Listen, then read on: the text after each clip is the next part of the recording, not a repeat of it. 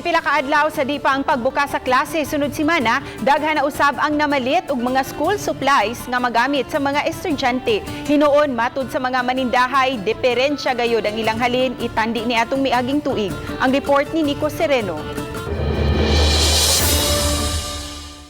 Sa usa ka tindahan dapit sa merkado sa Mandaue, ubay-ubay na sab ang namalit og mga school supplies, pipila ka adlaw sa di pa ang pagbukas sa klase sa mga public schools. Himalitan kaayo karon ang mga folders ug lain-laing klase sa envelopes. Gamiton kini pang-compile sa mga learning modules nga nadawat sa mga estudyante. Dili na gool ko ko. Dagon kaayo. Ang man. Dagay module. So, mi papalit og kuan. Dali, oh. Asa daw na? Para kuan mong guro na module. So, nakani mo maurang presyo yung halik. Wa ko kapalit sa una. Nabantayan sa maong tindahan, sukad nag-distribute og mga modules, daghan na ang namalit og school supplies, agig preparasyon sa opening. Sagad sa ilang items, wa ra hinuoy aumento. Apan may pipila nga dunay gamay nga pagsaka sa presyo, sama sa 5 pesos nga aumento sa yellow ug intermediate pad. Namalit na sila, hinay-hinay. Oh. Kumpara nimo sa una, ma'am, lahi ra gyud. Lahi ra gyud.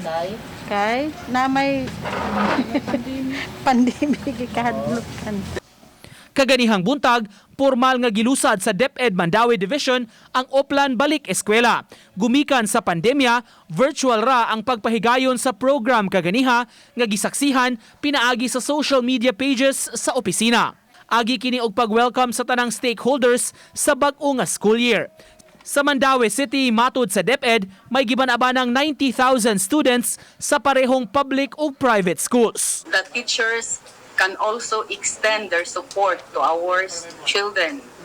They are always available whenever our school children would want to clarify some ideas. This is a very challenging school year for all of us, but we pray that better results will be achieved.